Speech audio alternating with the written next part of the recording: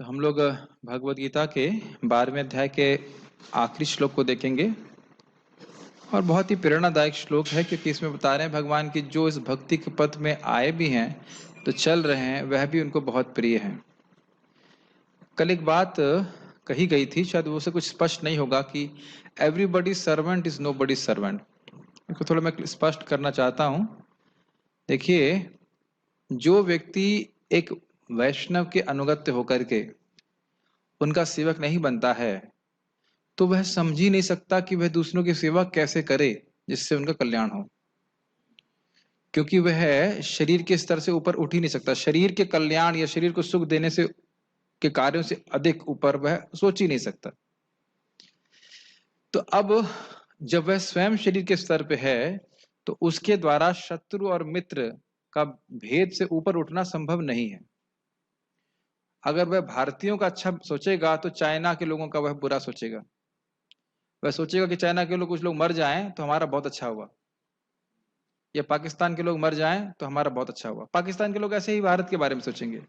तो वह भले ही बोलें कि हम पूरे समाज के अच्छा सोचते हैं, ऐसा सोचते जरूर हैं, लेकिन उनमें शत्रु और मित्रता का भाव बना रहता है। ये समझ रहे हैं मेरी बात? तो इसलिए सबके सेवक सबके सुहृद नहीं हो सकते हैं, और जहां किसी ने उनका थोड़ा अपकार कर दिया तो फिर वह उनका तुरंत शत्रुता का भाव आ जाता है।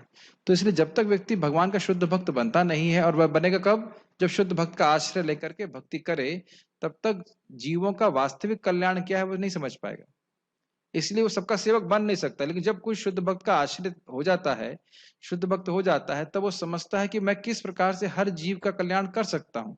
जैसे महाप्रभु तो भगवान है लेकिन भक्त के रूप में देख बोल रहे हैं, किस प्रकार से मुसलमानों का उद्धार होगा, किस प्रकार से पेड़ों का उद्धार होगा, किस प्रकार से पशु पक्षियों का उद्धार होगा, सामान्य लोगों का उद्धार होगा हरि नाम के द्वारा। तो एक महान जो शुद्ध भक्त है वह भक्त का आश्रय लेके समझता है कि भक्ति के द्वारा ही जीव का कल्याण हो सकता है। इसलिए हर जीव को जो भी उसके संपर्क में आएगा वह भक्ति से जोड़ने का प्रयास करेगा। तो ये बात सत्य है कि जो वास्तविक भक्त है वह सबका सेवक है, लेकिन हम तब तक उस प्रकार से सबके सेवक नहीं बन सकते हैं जब तक हम एक शुद्ध भक्त की सेवक न बने, क्योंकि तब तक हमको समझ में नहीं आएगा कि हम सेवा करें क्या। Make sense? ये तो एकदम क्लियर समझ में आ रहा है। बस होगा थोड़ा कंबल बांट देगा, ऐसा कुछ करेगा, लेकिन जब तक वो भगवान से संबंध को स्थापित ना किया जाए तब तक जीव के दुख कभी समाप्त तो होने वाले नहीं है। एक छोटा सा उदाहरण आप समझ सकते हैं कि ये बहुत बड़ा स्लोगन चल रहा है अभी कि together we can fight corona, but still we are not able to fight corona even if we are together. है कि नहीं?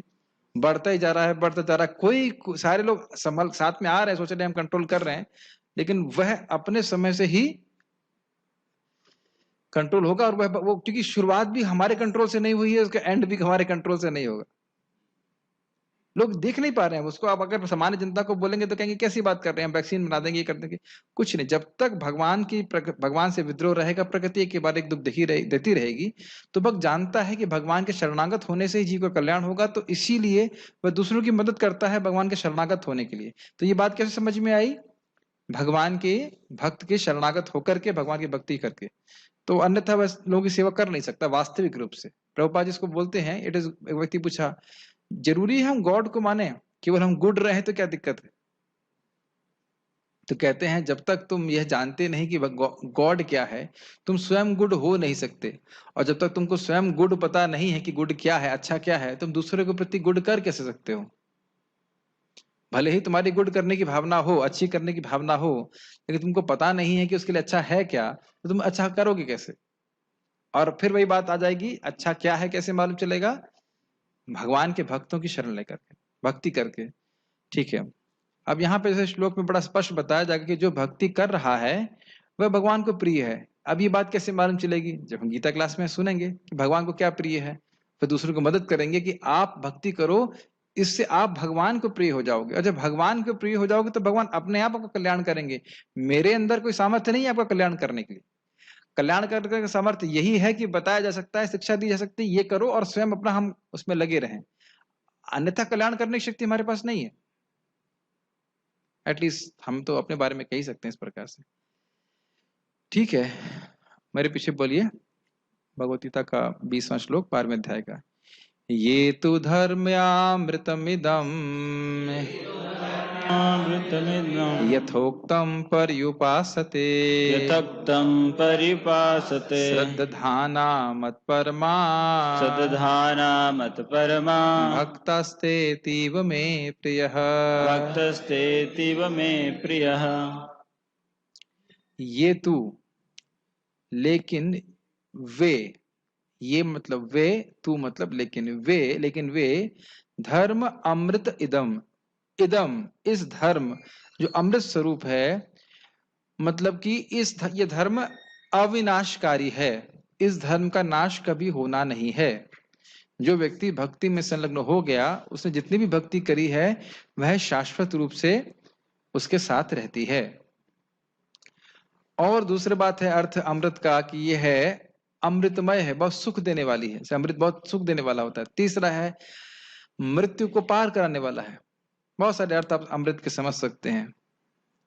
तो कह रहे हैं इस धर्म को, इस धर्म का मतलब शुद्ध भक्ति के पथ को जो स्वीकार करता है, यथा उक्तम पर्युपासते, जैसा कहा गया, यथा उक्तम जैसे अभी भगवान ने कहा, अभी कहा मतलब मैयावेश मनो वाले श्लोक में बोला, जो निर्विशेष ब्रह्म की बात कर रहा है उसकी नहीं, जैसा कहा गया था 12वें अध्याय के दूसरे श्लोक में, जिसमें मैयावेश मनो ये माम नित्य युक्त उपासते श्रद्धया परियोपिता तेमे युक्त तमो मतः, जो लोग बड़ी अपने मन को मुझ में आवेशित किए रहते हैं और श्रद्धा से मेरी उपासना करते हैं, परिउपासना, परिउपासना यहाँ पे भी शब्द है परिउपासते, मतलब मन से, वचन से, कर्म से, हर तरह से कृष्ण की ही सेवा करते हैं।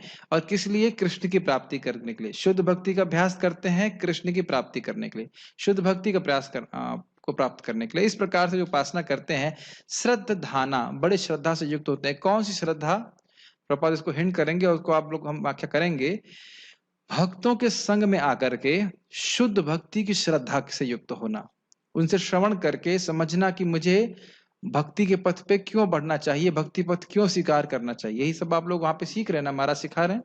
शुद्ध भक्ति क्या है? प्रभुपाद जी इसको बहुत गंभीरता से बोलते हैं कि कौन है नौसिखिया भक्त जो जानबूझ करके भक्ति शास्त्र को सुन करके भक्ति का क्या मानक है, क्या स्टैंडर्ड है, वह नहीं जानना चाहता। ये समझ में आई लाइन? भगवान की सेवा कैसे की जानी चाहिए, क्या तरीका है, सुन रहे थे ना, अन्याभिलाषिता शून्यम इत्यादि, इसकी व्याख्या ना सुनेंगे, नहीं सुनेंगे तो पता ही नहीं कि स्टैंडर्ड क्या है, फिर लगेगा हम जैसा कर रहे हैं बस सही सही चल रहा है। तो ये भावना मन में रहना, ये एक इसको न्यूफाइट डिवोटी कहते हैं, ही इज अ न्यूफाइट डिवोटी, शास्त्र का ज्ञान है नहीं और जानबूझ के शास्त्र सुनना भी नहीं चाहता। एक बात मैं आप लोग से शेयर करना चाहता हूं कि देखिए, जब हमने भक्ति ज्वाइन किया है, मैं ब्रह्मचारी की बात नहीं कर रहा हूं, चाहे वानप्रस्थ हो, चाहे गृहस्थ हो, चाहे कोई जो भी उस भक्ति के पथ पे आ गया है, ये समझ लीजिए कि बहुत शिक्षा की जरूरत है। अभी हम लोग बिल्कुल अनपढ़ हैं, कुछ भी नहीं जानते। आज ही मैं विचार करता भक्ति साम्य सिंधु, तो क्या श्रद्धा है, क्या गोल है, क्या साधन है, क्या साध्य है, इसको खूब प्रचुर मात्रा में समझेंगे, सुनेंगे, तब ठीक से हम इसका संपादन करके भगवान के पास पहुंच सकते हैं। इतना आसान भी नहीं जितना आप सोच रहे हैं, बहुत सारी चीजें समझने वाली हैं। तो कह रहे श्रद्धाना मतलब कौन सी श्रद्धा से युक्त होता है? शास्त्रीय श्रद्धा से। जो भक्ति के प्रतिपादक ग्रंथ हैं उनमें श्रद्धा उसकी है, उसको सुनता है भक्तों के संग में। प्रभुपाद इसको समझाएंगे अभी। मत परमा मतलब मेरे ही प्रति समर्पित है और कृष्ण की प्राप्ति ही करना चाहता है, भक्ति करके और कोई वस्तु प्राप्त नहीं करना चाहता। जैसा आज हम सुन रहे थे, महाराज बहुत अच्छे से समझा रहे थे कि अगर आप धन की प्राप्ति करना चाहते हैं, अगर शुद्ध भक्ति का अभ्यास करना चाहते हैं, तो भक्ति को धन प्राप्ति के लिए ना कीजिए। धन प्राप्ति के लिए और कोई प्रयास कर सकते हैं, लेकिन हरे कृष्णा धन के लिए ना करें। अब यह उत्तम भक्ति के लिए है, अगर हम उत्तम भक्ति करना चाहते हैं, लेकिन इसका अर्थ यह नहीं है कि अब जिसके हृदय में भौतिक इच्छा है, वो उत्तम भक्ति नहीं करना चाहता, तो वो हरे कृष्णा जो है धन के लिए नहीं कर सकता। आप बोलोगे तो भी वह इसी के लिए करेगा, तो भी उसके लिए करेगा, लेकिन धीरे धीरे से समझ में आएगा। अगर भक्ति करता रहा और जब करता रहा, भक्तों का संग करता रहा, तो समझ में आएगा कि भक्ति का उपयोग, ये भक्ति का संपादन भौतिक वस्तुओं के लिए नहीं करना चाहिए। हाँ, ध्रुव महाराज ने किया तो नारद जी क्या शिक्षा दी? नारद जी शिक्षा नहीं दिए थे पहले। नारद जी कहे कि ये सब के लिए, ऐसे भौतिक वस्तुओं के पीछे भाग के क्यों भागना चाहते हो? मन को संयम करने का प्रयास करो। जब उसने कहा नहीं मेरे को समझ में नहीं आ रहा, तो कहा ठीक है भक्ति करो। जानते हैं, वो जानते हैं क्योंकि भक्ति का अपना प्रभाव है कि भक्ति जब व्यक्ति करता है, और स्पेशली नारद जी के अनुगत्य में कर रहे थे, तो फिर वो अपने आप ही शुद्ध हो जाएगा। ऐसी स्थिति आ जाएगी एक दिन कि जब है उसको कुछ भी नहीं चाहिए। लेकिन हमें ये ध्यान देना होगा कि ध्रुव महाराज की साधना का लेवल, उसको हम छू भी नहीं सकते। ये मैंने वृंदावन चंद्र महाराज से पूछा कि दिति जो है इंद्र को मारने के लिए भजन कर रही थी, ध्रुव महाराज भौतिक इच्छा से भजन कर रहे थे, तो वहां कोई उपदेश उनको क्यों नहीं दिया गया इस प्रकार से? क्योंकि उनकी चेतना इस प्रकार की थी कि उस समय उसको ग्रहण नहीं कर सकते थे, शुद्ध भक्ति के बारे में नहीं इसको स्वीकार कर सकते। यहाँ तक कि अदिति को भी कश्यप ऋषि बता रहे थे तुम क्या चिंता कर रही हो, इंद्र तुम्हारा बेटा है, तुम इसे मान रही हो या ज्ञान है। तो ये सब सुन करके उनको ज्ञान दिया जा रहा था। महाराज कह रहे थे वो ज्ञान दिया जा रहा है, और वो और राग से और रो रही हैं, उनको और राग हो रहा है कि मेरा बच्चा चला, उनके धन चला गया। तो जब किसी की चेतना उस प्रकार की है तो उपदेश भी उसी प्रकार से दिया जाता है।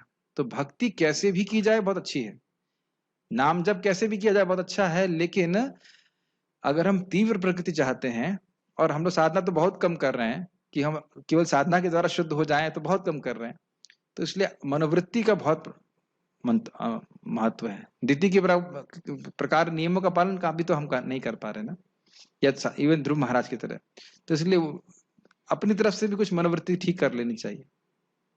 और वस्तुतः आप जानते ही हैं कि आत्मा किसी भी भौतिक वस्तु से संतुष्ट हो ही नहीं सकती। ये तो शास्त्र सुनकर के समझ लेना चाहिए। मैं खाली इस बात पे बोल रहा था कि श्रद्धाना मतलब शास्त्रीय श्रद्धा से युक्त रहते हैं। आज भले ही भक्ति का उनको अनुभूत नहीं हो रहा है फल, लेकिन इससे कोई मतलब नहीं है, वह लक्ष्य पे उनका नजर रहती है और भक्ति करते रहते हैं। ये सब बातें हम लोग पहले माधुर्य कदम में सुन चुके हैं, उसको मैं खाली टच कर रहा हूँ हल्का सा। और ऐसे भक्त भक्तास्ते अतीव में प्रिय। अतीव का अर्थ क्या होता है? अत्याधिक। अभी तक भगवान बोल रहे हैं मैं प्रिया मैं प्रिया, अब बोल रहे हैं अतीव में प्रिय।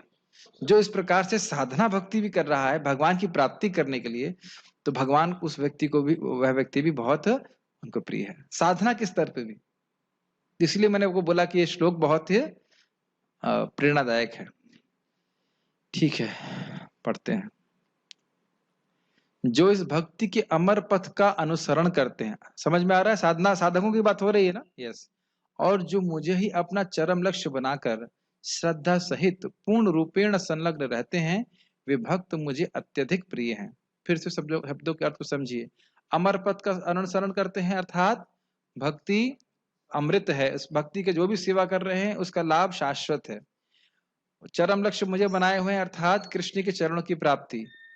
श्रद्धा रहित पूर्ण रूपेण संलग्न है, मतलब पूर्ण रूपेण मतलब मन वचन कर्म से हर समय कृष्ण की सेवा में संलग्न रहते हैं, और भक्त मुझे अत्यधिक प्रिय है। तो यहाँ पे किन की बात हो रही है? सिद्धों की बात नहीं हो रही, साधकों की बात हो रही, जो साधना कर रहे हैं, लेकिन किस मनोभाव से कर रहे हैं हम देख लेना चाहिए। इस श्लोक को आप वैसे भी पढ़ेंगे तो अच्छा रहेगा, मतलब आगे जाके फिर से पढ़ेंगे तो अधिक समझ में आएगा।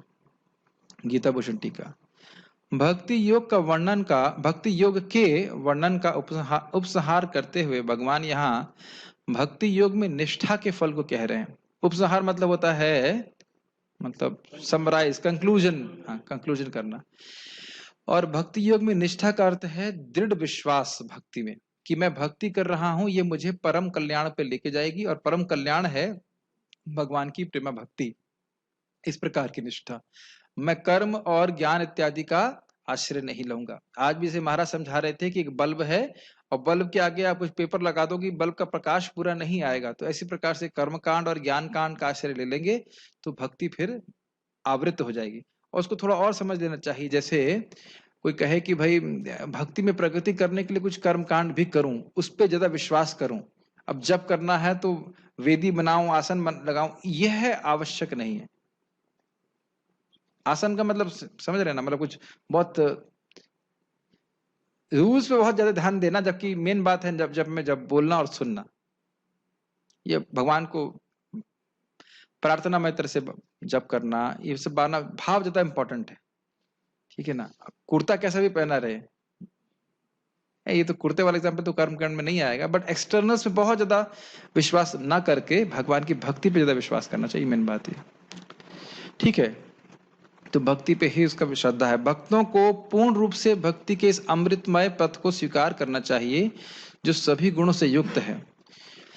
अमृतमय की मैंने व्याख्या कर दी थी, और जिसका वर्णन मय्यावेश्य मनो ये माम आदि श्लोक में हुआ था। ये दूसरे श्लोक में हुआ था ना, जब अर्जुन ने प्रश्न किया कि जो निर्विशेष व्यक्ति से आसक्त हैं और जो आप में भक्ति कर रहे हैं श्रेष्ठ कौन है, तो उसमें भगवान ने आप श्लोक बोला था। इसको मैंने उद्धृत पहले ही कर दिया था, इसकी व्याख्या हम लोग पहले कर चुके हैं। मन को मुझ में आवेशित करते हैं तो इसका अर्थ समझ लेना चाहिए, मन से मतलब सारी इंद्रियों को भगवान की सेवा में लगाए रखना। ये नहीं कि केवल मन लगाया हुआ है, मन भी है, आंखें भी हैं, कान भी हैं, इसे उपलक्षण से सारे ही इंद्रियों को ग्रहण करना होगा। वो भगवान में ही आवेशित है। आवेशित मतलब समझते हैं एब्जॉर्ब्ड। एब्जॉर्ब्ड जो इस पथ की शरण लेते हैं, जैसे वे मेरी शरण लेते हैं, जो इस पथ के द्वारा प्राप्य हैं, जो इस पथ के प्रति श्रद्धावान हैं और जो मुझ में निरत हैं, ऐसे भक्त मुझे अति प्रिय हैं। एक एक लाइन को समझिए। जो इस पथ की शरण लेते हैं, पथ मतलब साधना भक्ति, शरण लेने का मतलब है इसका आश्रय ले रहे हैं कि इसके आश्रय लेकर इसके आश्रय लेकर ही मुझे भगवान की प्राप्ति हो जाएगी। ही शब्द बहुत महत्वपूर्ण है। एकांतिक आश्रय, भक्ति के अलावा मुझे और कोई पथ स्वीकार नहीं करना है अपने जीवन को सफल बनाने के लिए। और जीवन की सफलता क्या है?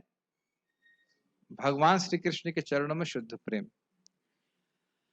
तो भगवान कृष्ण की शरण जाने का में आने का अर्थ है भगवान के द्वारा जो प्रदत्त अमर पथ है, अमृतमय पथ है भक्ति का, इसका आश्रय लेना। और इसका आश्रय लेने के लिए हमें सबसे इंपॉर्टेंट क्या है हमारे लिए? भक्तों का संग। तो भक्तों के संग में रह करके शुद्ध भक्ति का जो आचरण करता है कृष्ण की प्राप्ति के लिए, इस श्रद्धा से युक्त। श्रद्धा का मतलब इच्छा भी होता है। क्या इसकी इच्छा है? मैं भक्ति कर रहा हूं ताकि मुझे भगवान की प्राप्ति हो जाए। भाई जैसे आप बस में बैठते हैं तो बस में बैठने में के पीछे कोई इच्छा होती है कि नहीं? मैं इस बस में बैठा हूं ताकि मैं इस जगह पहुंच जाऊं। Does it make sense? इसी को श्रद्धा कहा जाता है। भगवान श्रद्धा के अनुसार फल देते हैं। एक जगह टीका में आया था कि क्या संस्कृत श्रद्धा नहीं, श्रद्धानुसारी भक्ति नहीं, संस्कृत में था वो, मुझे याद था वो। उसमें 3 शब्द आए थे, मुमुक्षुणाम अभय प्रदम, अनुरागी नाम आनंद प्रदम, और एक और था कि जो भोग चाहते हैं उनको अभ्युदय प्रदम, उसको उनको ऊंचा उठाते हैं। स्वर्ग चाहता है तो उसको ऊपर उठाते हैं, स्वर्ग जो चाहता है स्वर्ग दे देते हैं। जो मुक्ति चाहते हैं उनको संसार भय, हाँ, मुमुक्षु नाम संसार भय निवर्तकम, जो मोक्ष चाहते हैं उनके लिए भगवान संसार के भय के निवर्तन करने वाले हैं, समाप्त करने वाले हैं। और जो भगवान के अनुरागी हैं, प्रेमी हैं, उनको अनुरागी नाम आनंद प्रदम, ऐसे ही करके श्लोक था उसमें को टीका थी इस प्रकार से। जो अनुरागी हैं, भगवान का प्रेम चाहते हैं, उनको सुख देते। जैसे हमने रोज गाते हैं प्रहलाद आह्लाद दाई ने, क्योंकि भगवान के अनुरागी हैं प्रहलाद महाराज, तो भगवान को सुख देते हैं। तो जैसे कल्पतरु व्यक्ति की इच्छा के अनुसार उसको फल देता है, उसी प्रकार से भगवान भी एक कल्पतरु के समान है। जो व्यक्ति जैसी इच्छा करता है वह उसके अनुसार उनको फल देते हैं। आप थोड़ी देर के लैपटॉप को म्यूट कर दीजिए। समझ में आ रहा है श्रद्धावान का अर्थ क्या है? शुद्ध भक्ति श्रद्धावान। मैं इसको बार बार रिपीट कर रहा हूं ताकि समझ में आए। या कहें शुद्ध भक्ति इच्छावान, श्रद्धानुसार अर्थात इच्छानुसार, श्री स्वामी कहते हैं। समझ में आ रही है? भक्ति क्यों कर रहे हैं? भक्ति इसलिए कर रहे हैं क्योंकि भगवान के चरणों में मुझे शुद्ध प्रेम प्राप्त हो। इससे भगवान को भी परम सुख मिलता है और भक्त को भी सुख मिलता है। ये आप लोगों को सुनना तो बहुत आसान लगता होगा, लेकिन प्रैक्टिकली जरूरी नहीं है कि हर भक्त इसीलिए भक्ति कर रहा हो। इस पे और विचार कीजिए। जैसे हम लोग हर चीज में आप विचार कर सकते हैं। भक्ति के किसी भी अंग को संपादित कर रहे हैं। इंग्लिश में कहा जाए, do I want to revive my lost relationship with Krishna? क्या मैं भगवान कृष्ण से अपने भूले हुए संबंध को वापस जागृत करना चाहता हूं, पुनर्स्थापित करना चाहता हूं? संबंध दोनों तरफ से होता है कि नहीं होता है? अगर किसी झगड़ा हो जाए तो संबंध दोनों तरफ से होना चाहिए ना, ऐसा तो नहीं कि एक ही व्यक्ति संबंध बनाएगा। तो भगवान तो कोई झगड़ा नहीं किया हमसे, हम ही लोग एक तरह से विमुख हैं, एक तरह से नहीं विमुख हैं ही। तो क्या हम अपना संबंध भगवान से दोबारा स्थापित करना चाहते हैं? आप सब लोग जब क्लास में पूछा जाएगा तो कहेंगे हाँ हाँ, yes yes yes yes yes yes. लेकिन किस प्रकार से हम जप कर रहे हैं, किस प्रकार से भगवान को प्रणाम कर रहे हैं, कैसे आरती कर रहे हैं, कैसे आरती में अभिनिवेश है, किस प्रकार से प्रवचन सुन रहे हैं, इन सभी के पीछे गाइडिंग पॉइंट जो है वो है हमारी भक्ति की श्रद्धा।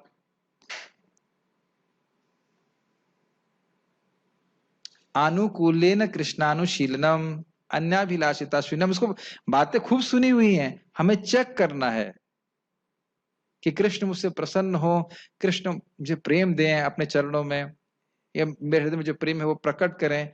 सचेत होना इस चीज के प्रति। ये केवल बोलने की बात नहीं है। अगर भक्त वाकई चाहता है तो पहले दिन से ही वह अच्छे से भक्ति करने का प्रयास करेगा। कितना कर पाएगा वह तो भगवान के ऊपर निर्भर करता है।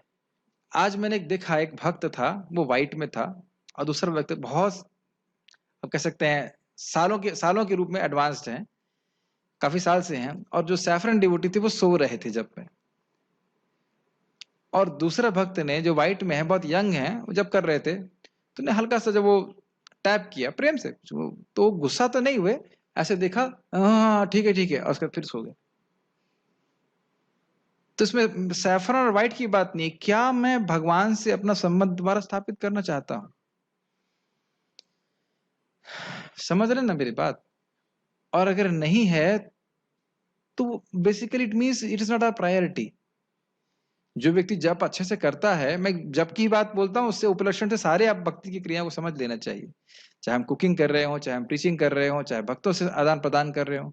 Do I want to revive my lost relationship with Krishna? क्या जो मेरा संबंध भूला हुआ है मैं जागृत करना चाहता हूँ? ये प्रश्न का उत्तर हमें किसी और को नहीं देना है, कहीं लिखना भी नहीं है, कोई परीक्षा में भी नहीं आएगा, ये प्रश्न परीक्षा में नहीं आएगा लेकिन यही प्रश्न हम के द्वारा हमें अपनी श्रद्धा की परीक्षा करनी है कि मैं क्या चाहता हूं।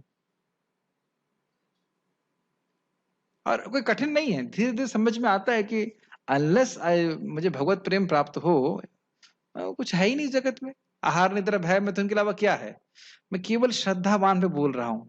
देखने में बहुत सिंपल शब्द लगता है, लेकिन शुद्ध भक्ति श्रद्धा अगर प्राप्त हो तो हमारा जीवन सफल है, सही ट्रैक पे है। Make sense? समझ में आ जाता होगा। वैसे तो शायद प्राय भक्त में इसी प्रकार के होंगे, मैं ज्यूम कर लेता हूँ, लेकिन उत्साह से व्यक्ति भक्ति करता है फिर। हाँ, कुछ पूछ रहे थे, माइक दीजिए, माइक पे बताइए, माइक पे पूछिए। प्रेम और शुद्ध प्रेम में क्या अंतर वो है? एक ही बात है, प्रेम कहिए, शुद्ध तो कोई अंतर नहीं है। भगवत प्रेम शुद्ध मतलब ही यही होगा, शुद्ध प्रेम। वो तो मैं ऐसे मुंह से निकल गया होगा, शुद्ध प्रेम, भक्ति भी बोलते हैं शुद्ध अनअडल्टरेटेड भक्ति, प्रेम। प्रेम का मतलब ही हो गया सेल्फलेस। और भक्ति भी बोलते हैं मतलब बोलते हैं प्रमाणिक गुरु, लेकिन प्योर। एक्चुअली गुरु मतलब प्रमाणिक। वो एक एक्स्ट्रा बात बोल दी जाती है कि जहां भी आप कुछ अपेक्षा कर रहे हैं, बदले में कुछ चाहिए, वो प्रेम नहीं है। जरा सा भी कुछ एक्सपेक्टेंसी है कि मैं ये सेवा कर रहा हूं, उसके बदले मुझे कुछ चाहिए, तो मैं सेवा बेच रहा हूं, तो वहां प्रेम नहीं है। प्रेम का मतलब असली प्रेम है, मतलब शुद्ध प्रेम है, मगर डुप्लीकेट से आ जाता है, दिखाता है, तभी शुद्ध बोलना। मैं वही बोल रहे हैं ना, जिसे बोलते हैं घी का मतलब शुद्ध घी। अब घी शुद्ध नहीं मिलता है तो कहते हैं 100% घी, 100% शुद्ध घी। तो घी का मतलब ही होता है कि घी, isn't it? वैसे जो प्रभुपाद जी कई जगह बोलते हैं प्योर डिवोशनल सर्विस। हाँ, वही प्रेम है। प्रेम एग्जैक्ट वर्ड है, प्रेम बिना व्यर्थ मोरा दरिद्र जीवन। यहाँ लिखा है नहीं शुद्ध प्रेम बिना, वो एक एक्स्ट्रा बात बोली। जैसे गुरु बोलते हैं, गुरु को समझाने के लिए, क्लियर करने के, गुरु कौन है, तो बोलते हैं प्रामाणिक गुरु। अन्यथा गुरु मतलब ही तस्माद प्रमाणिक गुरुम प्रपद्यता नहीं लिखा हुआ है, तस्माद प्रमाणिक गुरुम प्रपद्यता नहीं लिखा है, लिखा तस्माद गुरुम प्रपद्यता जिज्ञासु श्रेयस उत्तमम। तो उसके प्रमाणिक होने के गुण को नीचे बता दिया जाता है, शब्दे परे च निष्णातम ब्रह्मणि उपसमाश्रय उपसमाश्रम। तो वो अंडरस्टूड है, लेकिन फिर भी क्लियर करने की, कलयुग में लोग क्लियर नहीं होता है चीजें, तो प्रमाणिक गुरु बोल देते हैं, नहीं तो गुरु का मतलब ही है प्रमाण। तो अच्छा, और मुझ में निरत है मतलब लगे हैं, जुष्ट हैं, मन से वचन से कर्म से कृष्ण की सेवा में लगे हुए हैं, ऐसे भक्त मुझे अत्यंत प्रिय हैं। अब देखिए हम इसको थोड़ा लाल किया हुआ है और इसको आप बहुत ध्यानपूर्वक सुनिए। भगवान कृष्ण उसी व्यक्ति के वश में होते हैं जो केवल उनके प्रति समर्पित होता है। ठीक है, तो अगर देवताओं की पूजा कर रहा है, ये पुराण पढ़ रहा है, वो पुराण पढ़ रहा है, कहे भाई ये भी तो वैदिक लिटरेचर है, नहीं, केवल भक्ति के प्रतिपादक ग्रंथों को ही पढ़ता है वक्त। यह भी एक भक्ति में बाधा है कि केवल प्रवचन करने के लिए बहुत सारे उन शास्त्रों को पढ़ना जो भक्ति के प्रतिपादक नहीं है। मैं एग्जाम्पल दे रहा हूं। उसी प्रकार से भगवान कृष्ण के प्रति ही समर्पित होना, इसका अर्थ ये नहीं कि हम देवताओं के असम्मान करते हैं, लेकिन पूजा का अवकाश नहीं है। अवकाश का मतलब समझ गए होंगे आप, छुट्टी। और जो उनके प्रति समर्पित भक्ति के पथ के प्रति समर्पित होता है, समझ में आया? कृष्ण के प्रति समर्पित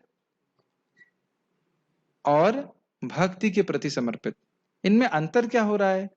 देखिए, कृष्ण के प्रति समर्पित का मतलब हो गया कृष्ण ही परम आराध्य हैं, एक परम एकांतिक आराध्य हैं, वही पूजनीय है, उन्हीं के पूजन भक्त करता है, उन्हीं की सेवा करता है। यस, ये अर्थ हुआ। और कैसे करता है, कृष्ण को कैसे संतुष्ट कर सकता है? वो जानता है कि भक्ति के अलावा और कोई तरीका नहीं है जिसके द्वारा कृष्ण की पूजा हो, कृष्ण पूरी तरह संतुष्ट हो। दोनों लाइनें समझ में आ रही हैं? कृष्ण को ही संतुष्ट करना जीवन का परम लक्ष्य है, और वह सर्वश्रेष्ठ तरीका कृष्ण को संतुष्ट करना है शुद्ध भक्ति का आचरण करके। तो दोनों के प्रति उसकी निष्ठा होती। समझ में आई?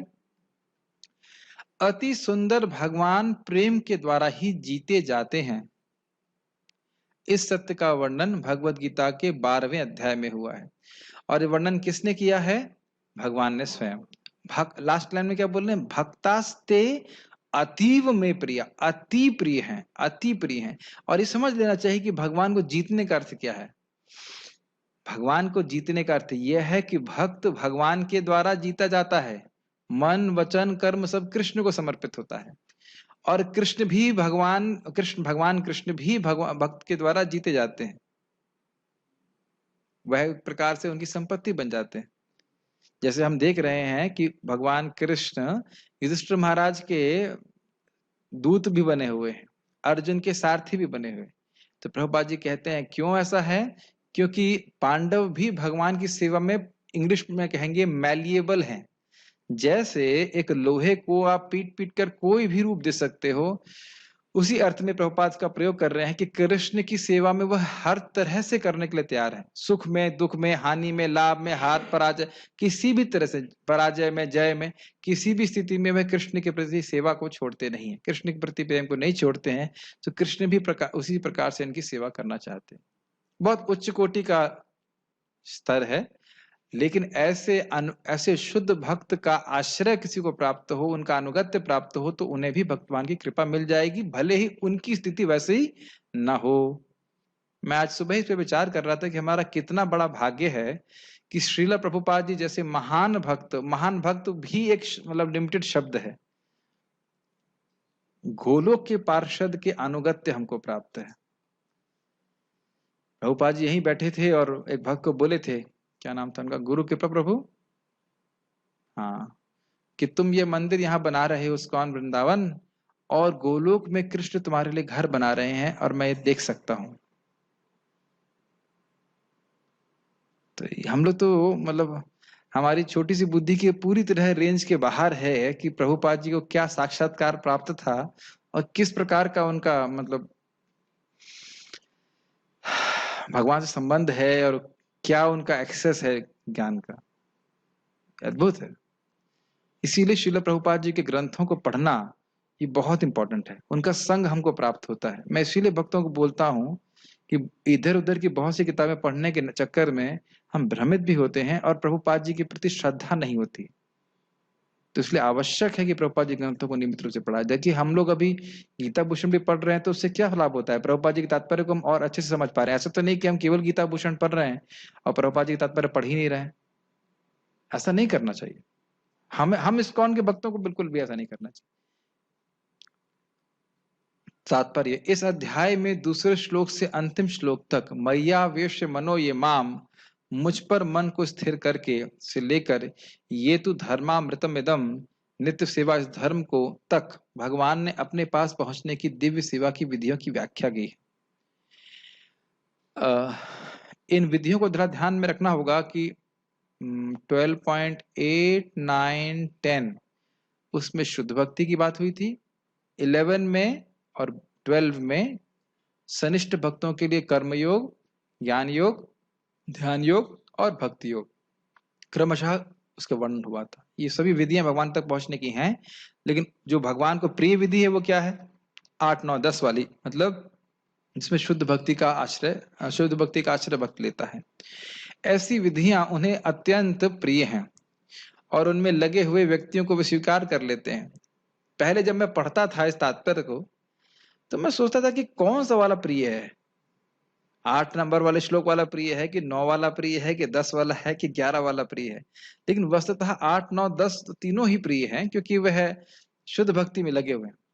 वो एक के बाद एक, मान लो आपको याद है, अपना मन मुझ में लगाओ, नहीं लगा सकते तो मन में को लगाने का अभ्यास करो, नहीं लगा सकते तो मेरे लिए कर्म करो। तो तीनों एक ही लेवल पे हैं, एक लेवल पे हैं, मतलब एक के बाद एक लेवल पे हैं, और वह क्रमशः प्रगति करके आगे के उस पे आ जाएंगे, तीनों ही शुद्ध भक्त में आएंगे।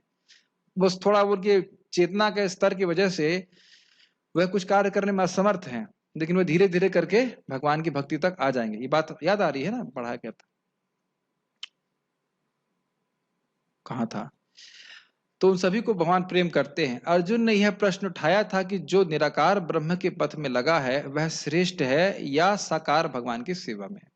भगवान ने इसका बहुत स्पष्ट उत्तर दिया कि आत्म साक्षात्कार की समस्त विधियों में भगवान की भक्ति निसंदेह सर्वश्रेष्ठ है।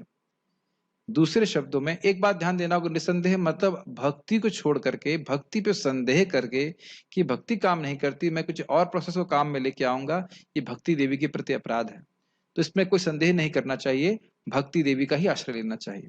इस संबंध में बहुत अच्छी बात महाराज बता रहे थे, कह रहे थे कि देखिए एक चींटी एक पुल का आश्रय लेकर के महान नदी को पार कर सकती है। चींटी स्वयं पुल नहीं बना सकती है, लेकिन उस पुल पर चलती रहेगी, उसका आश्रय लेगी तो महान नदी पार हो जाती है बड़ी आसानी से।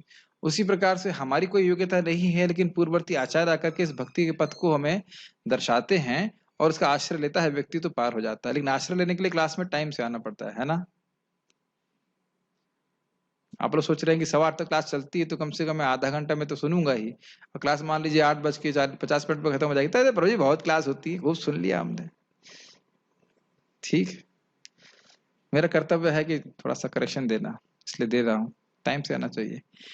हर वक्ता को अपेक्षा होती है कि टाइम से भक्त लोग क्लास में आए, क्योंकि ऐसा नहीं है कि ये सारी जो हम लोग भगवद गीता की डिस्कशन कर रहे हैं ये बहुत इंपॉर्टेंट है। पूरा सुनेंगे तो समझ में आएगा, क्योंकि पिछले श्लोक से क्या लिंक था बताया जाता है। बीच में आएंगे 15-20 मिनट आएंगे तो ठीक है, आपकी जैसी इच्छा करना चाहे कर सकते हैं, लेकिन ये दिखाता है कि पूरी तरह से समझना नहीं चाहते। फिर उसमें तो जिसका जैसा सेवा होगी, लाभ होगा, वैसा हो सकता है। भगवान ने इसका बहुत स्पष्ट उत्तर दिया कि आत्म साक्षात्कार की समस्त विधियों में भगवान की भक्ति निसंदेह सर्वश्रेष्ठ है। दूसरे शब्दों में इस अध्याय में निर्णय दिया गया है कि सुसंगति से मनुष्य में भक्ति के प्रति आसक्ति उत्पन्न होती है, जिससे वह प्रामाणिक गुरु बनाता है, और तब वह उससे श्रद्धा, आसक्ति तथा भक्ति के साथ सुनता है, कीर्तन करता है और भक्ति के विधि विधानों का पालन करने लगता है। ये बहुत महत्वपूर्ण बातें हैं जो हमें समझनी होंगी। शुरुआत में हम प्रायः, मुझे लगता है कि कोई भी भक्त यहाँ उपस्थित होंगे जो शुद्ध भक्ति करने के लिए इस्कॉन ज्वाइन किए, कोई है ऐसा? यहाँ भक्त लोग अच्छे लगते हैं, थोड़ा कीर्तन करने चले गए, कुछ प्रसाद पा लिया, तो इस प्रकार से सत्संग हो जाता है। उनको पता भी नहीं सत्संग क्या होता है, एटलीस्ट मुझे बिल्कुल पता नहीं था सत्संग शब्द क्या होता है, उसका मतलब समझ में नहीं आता था, सुना भी नहीं था, ऐसे कह सकते।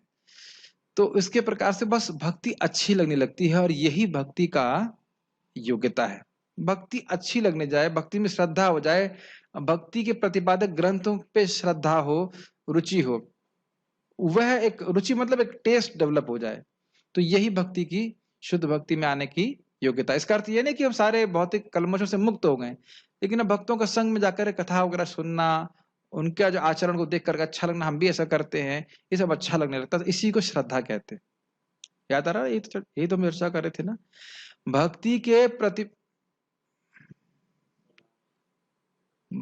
भक्ति प्रतिपादक ग्रंथों में श्रद्धा, ये श्रद्धा का अर्थ है। इसमें कुछ मिसिंग तो नहीं है? माधुर्य कदमनी के प्रवचन में महाराज यही समझा रहे थे, भक्ति प्रतिपादक ग्रंथों में श्रद्धा। उसके बाद प्रभुपाद कोट कर रहे हैं, सताम प्रसंगाद मम वीर्य संविदो भवन्ति हृतकर्ण रसायन कथा तदजोषणादाशु अपवर्ग वर्तमनि श्रद्धा रतिर भक्तिर अनुक्रमशति। उसी को बात वहां बोल रहे हैं कि उसको श्रद्धा हो जाती है, हम भाई भगवत गीता सही है, भागवतम सही है। कैसे? भक्तों के संग में आकर के वे भगवान के बारे में सुनता है। समझ रहे हैं? देखिए, अगर आप रिकॉर्डिंग सुन रहे होते तो कोई डांटता नहीं कि आप लेट आए। तो रिकॉर्डिंग अपने आप में इंपॉर्टेंट है, लेकिन पूर्ण नहीं है। अभी तो रिकॉर्डिंग तो हम बंद भी कर सकते हैं, है कि नहीं? कुछ और काम करना है, बहुत महत्वपूर्ण काम है, टिक बंद कर देंगे। गुरुजी बंद करो, गुरुजी को बंद कर दो, अभी और कुछ काम करना है। तो रिकॉर्डिंग का भी महत्व है, ठीक है, लेकिन सामने बैठ के सुनना चाहिए ना। तो बात आ रही है श्रद्धा की। श्रद्धा कब होती है? जब भक्तों के संग में आकर हम सुनते हैं। फिर क्या है? भगवान में आसक्ति आ जाती है। श्रद्धा रतिर भक्तिर अनुक्रमशित, रति भगवान में प्रेम बढ़ता है, और फिर भगवान में क्या? श्रद्धा रतिर भक्ति, फिर प्रेम भक्ति प्राप्त होती है। और यहाँ कह रहे हैं भक्ति के विधि विधानों का पालन करने लगता है। यहां मैं बहुत कठिनाई अनुभव करता हूं कि किसी भक्त को प्रवचन दे करके ये जागृत कर देना कि मुझे कृष्ण की प्राप्ति करनी है। किसको करनी है? मुझे शब्द बहुत महत्वपूर्ण है। बस यही सारी एनडीपी है, न्यू डिवोटी प्रोग्राम। जब मुझे कृष्ण की प्राप्ति करनी है तो मैं आग्रह करूंगा, प्रश्न करूंगा कि मुझे क्या करना है कि कृष्ण की प्राप्ति हो। क्या बातें समझ में आ रही? बहुत सिंपल सी बात है। वो तो सो रहा है, वो तो सुबह नहीं उठ रहा है, ये तो आई नहीं क्लास में। क्या यह प्रश्न कोई भक्त करेगा? जब आप लोग आज प्रसाद लेने गए तो सोचा वो बगल वाला तो खाया नहीं? कितने लोग सोचा है? एक भी सोचा नहीं, क्योंकि मुझे भूख लग रही है तो मुझे खाना है। और जो कोई सोचे कि भाई अपना कल्याण नहीं सोच सकेगा तो उपनिषद भी आकर के ज्ञान देंगे तो उसे नहीं हो सकता है क्या? समझ में आ रहा है कि नहीं? मुझे सोचना है कि मैं जप में रुचि कैसे उत्पन्न करूं। अगर मान लीजिए मुझे नींद आ रही है तो मैं नींद से कैसे उठूं? ठीक, उठूं मतलब बाहर आऊं। अगर मेरा मन नहीं लग रहा है सेवा में तो क्या, मतलब समझ रहे हैं? भक्ति में जो बाधाएं वो आ रही हैं तो वो उसे खुद देखना है कि मुझे प्रगति करनी है। Does it make sense? उसके बाद फिर कठिनाई नहीं होती है कुछ करने के लिए। प्रवचनों का, क्लासेस का यही महत्व है कि शुद्ध भक्ति श्रद्धा जागृत हो जाए। मतलब बहुत सारे महत्व हैं, बहुत सारे कारण है, एक ये मुख्य कारण है। ठीक है? और आप जान रहे हैं कि भगवान की प्राप्ति करना इतना आसान भी नहीं है। तो अगर हमारे अंदर स्वयं में दृढ़ता नहीं है तो बाहर वाला कितना भी बोले ऐसे जब करो वैसे जब करो, फिर हम सस्टेन नहीं कर पाएंगे। उसका अर्थ ये नहीं कि हम ना आए क्लास पे, सुनते रहेंगे, एक दिन शायद बल्ब जल जाए।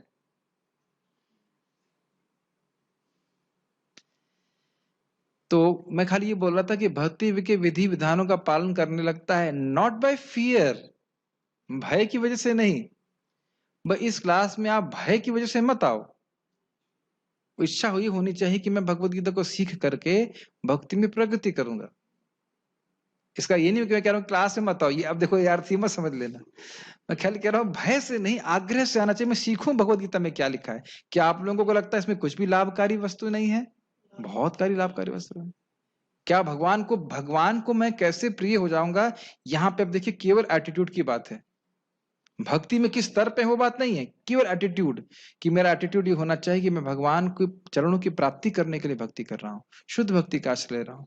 तो भगवान कह रहे हैं मुझे बहुत प्रिय है। Make sense? ठीक है। एक बात बहुत गंभीर बोली थी एक भक्त ने, अभी वो शरीर छोड़ने वाले हैं। नहीं, ये हमारे ये वाले नहीं। अभी तो हम चाहेंगे हमारे कर्णामृत प्रभु बहुत जीवित रहे। प्रभुपाद जी के शिष्य कर्णामृत नाम था ना। तो एक ने बहुत गंभीर बात बोली, the quality of your life depends on the questions you ask. हमारे जीवन की गुणवत्ता इस पर निर्भर करती है कि हम क्या प्रश्न करते हैं। इस पे आज आप मेडिटेट कीजिए, मनन कीजिए कि कितना गंभीर ये वचन है। समझ में आ रहा है? ये वचन समझ में आ रहा है? आज खाने में क्या बना है? आहार निद्रा भय मैथुन का ही अगर हमारा प्रवचन चलता रहे, सॉरी प्रश्न चलता रहेगा, तो बहुत प्रगति नहीं कर पाएंगे। और जो हम लोग भजन में सुनते हैं, क्या है? से संबंध नाही जार, वृथा जन्म गैलो तार, सेई पशु बड़ा दुरोचार। ये मेरे मन में आज चल रहा था। जिसने अपना संबंध बलराम जी से, नित्यानंद प्रभु से नहीं समझा, उसका जन्म वृथा चला गया। कुछ कुछ बातें मैं थोड़ा कठोर बोल रहा हूं, लेकिन मन में बहुत चल रहा था इस बात की। बहुत गंभीर है बात। मानव जीवन प्राप्त करके एक वस्तुतः केवल एक ही मात्र उद्देश्य होना चाहिए कि मुझे कृष्ण से संबंध में आगे बढ़ना है, और कोई हमारा करियर नहीं है। आपने देखा ही था ना, मैं कुछ दिन पहले, कुछ दिन मतलब शायद कल की बात है ना, जब कीड़े वॉश बेसिन में पड़े हुए थे, कल सुबह हुआ था ना। जब भी इस दृश्य को देखें तो अपने पे घटित करें कि हमारा जीवन भी इसी तरह से चला जाएगा। ठीक है, तो मैं खाली बोल रहा था कि विधि विधानों का पालन करता है। क्यों करता है? क्योंकि उसकी श्रद्धा है, उसकी इच्छा है। भक्तों के संग में आकर के इच्छा आ गई कि मुझे शुद्ध भक्त बनना है। मैं यहाँ का नहीं हूँ, भौतिक जगत का, मुझे भगवान के धाम जाना, मैं उनका बच्चा हूँ। मैं यहाँ बस दुख भोग रहा हूँ। ना मैं गरीब हूं, ना मैं अमीर हूं, ना मैं कुछ भी वस्तु नहीं हूं, मैं भगवान का हूं। मुझे भगवान के पास पहुंचना। व्यवहार में हमें जो कुछ करना पड़ता है, इसे कहते हैं इंग्लिश में डूइंग द नीडफुल, वो करते हैं, लेकिन आंतरिक रूप से यही भावना होनी चाहिए, मुझे भगवान के धाम जाकर भगवान की नित्य सेवा में लगना है, तभी मैं सुखी हो जाऊंगा। एटलीस्ट जब थोड़ा सा भी आप सुनते हैं और इस पर मेडिटेट करते हैं तो बहुत अच्छा लगता है। मेडिटेशन समझ रहे हैं ना, ये उद्देश्य इस प्रकार से। इस तरह वह भगवान की दिव्य सेवा में तत्पर हो जाता है। तत्पर का समझ रहे हैं, ये भी बहुत इंपॉर्टेंट। प्रभुपाद जी कहते हैं तत्पर मतलब जुष्ट हो जाता है, लग जाता है। कि जिन लोगों को भगवत गीता, भागवत जैसे ग्रंथों को पढ़ने में रुचि है, उनके लिए भक्ति करना बहुत आसान हो जाता है, क्योंकि इतना प्रेरित करते हैं, इतना श्रद्धा देते हैं, और हमारे जीवन के लक्ष्य को एकदम निर्धारित कर देते हैं हमें क्या करना है। तो भक्ति की तपस्या कुछ खास तपस्या लगती नहीं कि मंगल आरती के लिए सुबह उठना है, जब करना है, कुछ भी नहीं लगता। लेकिन अगर हमें वो गोल नहीं है हमारा, तब वह सारी चीजें करना कठिन लगता है। मेरी बात समझ पा रहे हैं? उदाहरण के लिए मान लीजिए हम जानते हैं हम शरीर नहीं है, अब मुझे अगर जबरदस्ती बॉडी बिल्डिंग करना हो तो मुझे हर चीज तपस्या लगेगी। अभी तो मुझे थोड़ा बहुत एक्सरसाइज करनी पड़ती है, वह भी मैं अपने मन को मार के करता हूँ कि मुझे लगा भाई पेट ठीक नहीं रहेगा, तो मेरा गोल नहीं है। मैं पेंटर नहीं हूं, तो मुझे कोई जबरदस्ती पेंटिंग करने के लिए बोले नहीं तुम इतना अभ्यास करना, मेरे को मन नहीं करते। इट इज नॉट माई गोल। समझ रहे ना मेरी बात? लेकिन जिसका लक्ष्य निर्धारित होता है उसको इधर कोई तपस्या नहीं दिखाई पड़ती, वो तपस्या करने में जुष्ट रहता है। Make sense? सभी भक्तों से अनुरोध है कि अपने जप में प्रयास करें आगे बढ़ने के लिए, हाँ, और अच्छा करने का प्रयास करें, बड़ी तीव्र प्रगति होती है इससे। इस अध्याय में इस मार्ग की संस्तुति कही गई है, शुद्ध भक्ति के मार्ग की। अतएव इसमें कोई संदेह नहीं रह जाता कि भगवत प्राप्ति के लिए भक्ति ही आत्म साक्षात्कार का परम मार्ग है। इससे श्रेष्ठ कोई मार्ग नहीं है। इसकी व्याख्या पहले भी की जा चुकी है कि कर्म योग, ज्ञान योग और कर्म और ध्यान योग इत्यादि यह सब क्रमशः ऊंची पहाड़ियां हैं, लेकिन भक्ति योग कैसी पहाड़ी है? स्वर्ण पहाड़ी, बिल्कुल अलग। अतएव इसमें, हाँ, इस अध्याय में परम सत्य की जो निराकार धारणा वर्णित है, उसकी संस्तुति उस समय तक के लिए है जब तक मनुष्य आत्म साक्षात्कार के लिए अपने आप को समर्पित नहीं कर देता। दूसरे शब्दों में, जब तक उसे शुद्ध भक्त की संगति करने का अवसर प्राप्त नहीं होता, तभी तक निराकार की धारणा लाभप्रद हो सकती है। क्यों लाभप्रद हो सकती है? क्योंकि इसके द्वारा व्यक्ति कम से कम भोगों से बाहर निकलता है। आपको पता है कि जो व्यक्ति भक्ति स्वीकार नहीं कर पा रहा है या नहीं किया है, तो उसके लिए अच्छा है कम से कम वो आत्मा पे ध्यान करे। श्रेय ही ज्ञानम अभ्यासात ज्ञान ध्यानम विशिष्ट, इस बात आई थी यहाँ पे।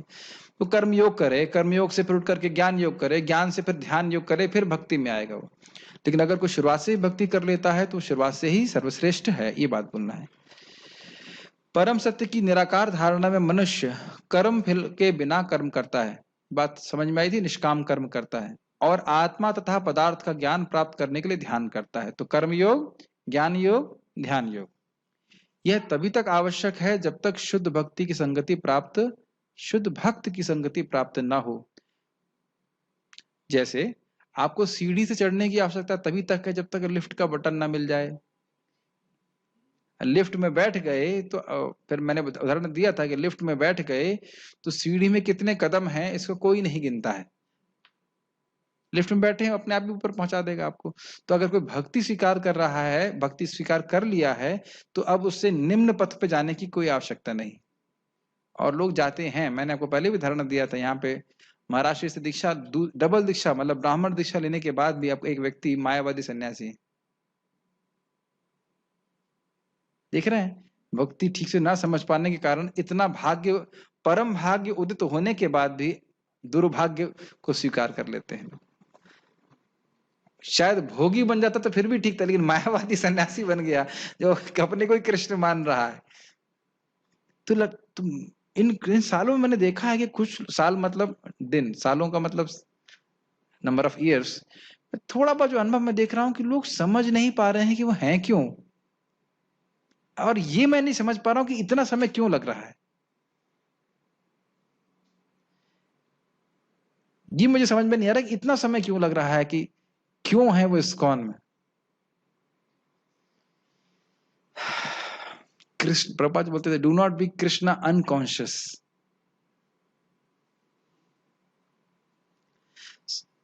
ये मुख्य बात है, श्रवण कीर्तन में रुचि न लेना।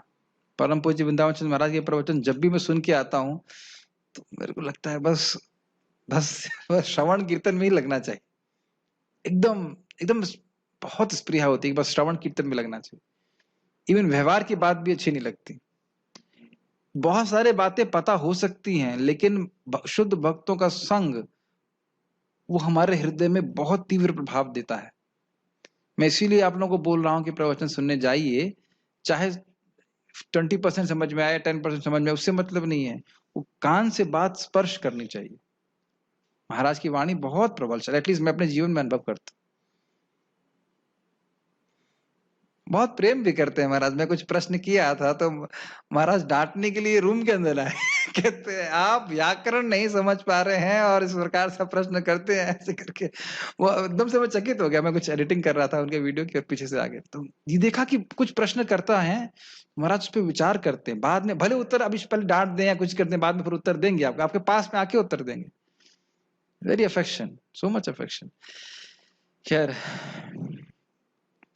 सौभाग्यवश यदि कोई शुद्ध भक्ति में सीधे कृष्ण भावनामृत में लगना चाहता है तो उसे आत्म साक्षात्कार के इतने सोपान पार नहीं करने होते। मतलब कर्मयोग ज्ञान योग करने की जरूरत नहीं, भक्ति योग करो सीधे पार। भगवद गीता के बीच के 6 अध्याय में जिस प्रकार भक्ति का वर्णन हुआ है वह अत्यंत हृदय ग्राही है। मतलब इस भक्ति को हृदय से ग्रहण करना चाहिए। किसी को जीवन निर्वाह के लिए वस्तुओं की चिंता नहीं करनी होती है, क्योंकि भगवत कृपा से सारी वस्तुएं स्वतः सुलभ होती है। ये क्यों प्रभुपाद कह रहे हैं? अरे वो कोई व्यक्ति भक्ति ही करेगा तो अपने जीवन निर्वाह कैसे करेगा? तो अगर अनन्य भक्ति में लगा हुआ है तो भगवान स्वयं ही व्यवस्था कर ही देते हैं किसी न किसी रूप से। इस प्रकार श्रीमद् भगवद गीता के 12वें अध्याय भक्तियों का भक्ति वेदांत तात्पर्य पूर्ण हुआ। भगवान की कृपा से कोई प्रश्न है किसी का तो पूछ सकते हैं, नहीं तो रुकेंगे। प्रश्न है अनंत वसुदेव प्रभु का, प्रभु जी हम भगवत प्रेम प्राप्ति के लिए साधना भक्ति करते हैं, कहीं ना कहीं उस प्रेम के सुख की लालसा रहती है, तो इसमें तत्सुख की भावना तो दिखती नहीं, तो इसको कैसे समझना चाहिए? क्योंकि हम अपने सुख के लिए ही लालायित हैं और कृष्ण को सुख मिलता है या नहीं इसका कुछ अनुभव नहीं। ओके, प्रश्न समझ रहे हैं? हम भक्ति करना चाहते हैं तो ताकि हमको सुख मिले। और अब ये देखा जाए, प्रश्न बहुत कह सकते हैं बहुत गंभीर है, बहुत सूक्ष्म है। देखिए भगवान भी तो ये बात बोलते हैं, तपो दिव्यम पुत्रकायेन सत्वम शुद्धे तस्मात् ब्रह्म सौख्यम तो अनंतम। हमारा संबंध भगवान से सुख का ही है। अब जिस बात को आप कह रहे हो, यहाँ प्रश्न है कि हम भगवान को सुख देने के बारे में कैसे सोचें, हमें कैसे मालूम चले कि कृष्ण को भक्ति करके सुख हो रहा है कि नहीं हो रहा है। तो यह तो हमें भगवान के वचनों से ही मालूम चल रहा है कि जो व्यक्ति इस प्रकार से भगवान की भक्ति को, शुद्ध भक्ति को प्राप्त करने के लिए भक्ति करता है, भक्ति का आश्रय लेता है, कृष्ण को ही एकमात्र अपना पूजनीय मानता है, तो भगवान क्या कह रहे हैं, अतीव में प्रिय। तो ये तो शास्त्र के द्वारा बिल्कुल समझ आ रहा है कि भगवान को से सुख मिलता है। क्या मेरे प्रश्न, मेरा उत्तर समझ पा रहे हैं कि नहीं समझ पा रहे हैं? जैसे कि भागवत में हम क्या सुनते हैं कि सारे वर्णाश्रम का उद्देश्य ये है कि हरि संसिद्धिर हरितोषणम, भगवान हरि को संतुष्ट किया जाए। इसलिए तस्मात् एकेन मनसा भगवान सात्वताम पति श्रोतव्य कीर्तितव्य ध्येय पूजस्य रतता। इसलिए क्योंकि वर्णाश्रम का उद्देश्य कृष्ण को संतुष्ट करना है, इसलिए एक मन से भगवान की श्रवण करना चाहिए, भगवान का श्रवण करना चाहिए, भगवान का कीर्तन करना चाहिए, स्मरण करना चाहिए। तीन मुख्य भक्ति भूलिएगा मत। भूल गए क्या? श्रवण, कीर्तन, स्मरण, इसको भूल रहे हैं हम लोग रोज। बाकी सारी सेवाएं इनके पीछे होनी चाहिए, और लास्ट ऑफ ऑल पूजन। तो इनके चार चीजों के द्वारा भगवान संतुष्ट होते हैं। तो भगवान का अनुभव, भगवान सुखी होते हैं, ये कैसे मालूम चलता है? शास्त्र के द्वारा, भक्ति शास्त्र के द्वारा। भगवान खाना, हमारा भोग स्वीकार करते हैं, कैसे मालूम चलता है? भगवद गीता के द्वारा।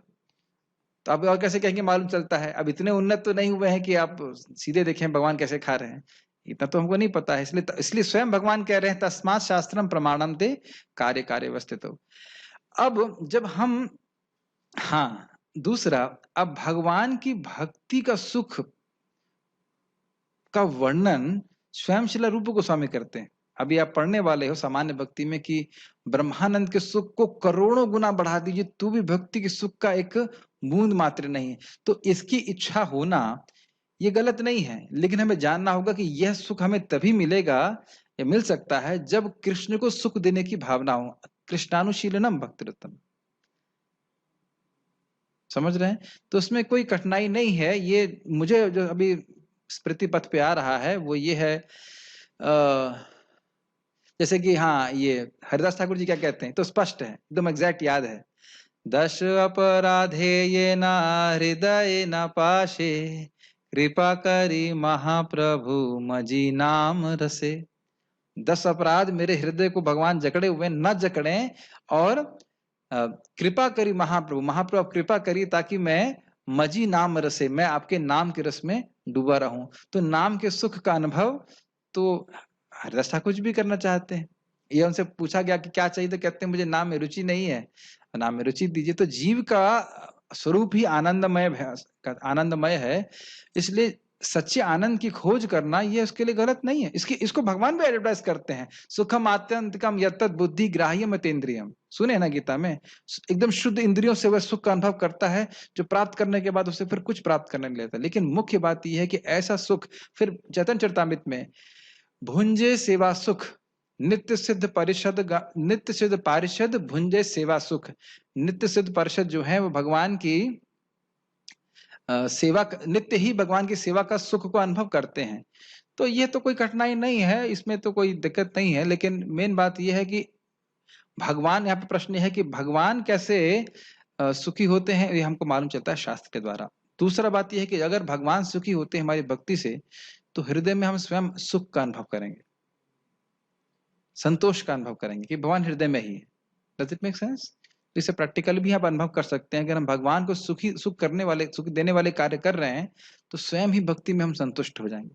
अगर हमारा उद्देश्य कृष्ण को संतुष्ट करना है, तो हम अपने आप ही संतुष्ट हो जाएंगे। और एक और बात समझ लीजिए, उदाहरण और मन में आ रहा है कि आपका उद्देश्य है कि पेड़ के पत्ते हरे भरे रहें, तो जड़ में पानी देंगे तो अपने आप देखेंगे हाँ पेड़ के पत्ते हरे भरे हैं। तो कृष्ण को संतुष्ट करेंगे तो अपने आप ही संतुष्ट हो जाएंगे।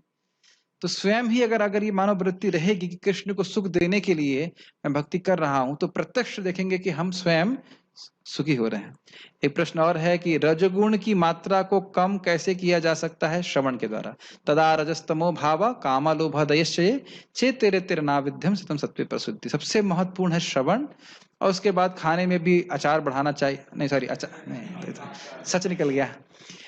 जो रजोगुणी आहार है उसको कम करना चाहिए, रजोगुणी आदतें हैं कम करना चाहिए। इसको तो आप भगवत गीता में हम लोग जब पढ़ेंगे तो आप उसको देख सकते हैं। खान पान के बारे में है, रजोगुण कम हो।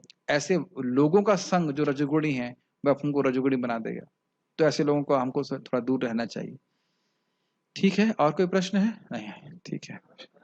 हाँ, ब्रजभूषण प्रभु बोलना चाहते हैं, लेकिन अगर आप टाइप कर सके तो अच्छा रहेगा। देखता हूँ, एक मिनट रुकिए। यस ब्रजभूषण प्रभु बोलिए।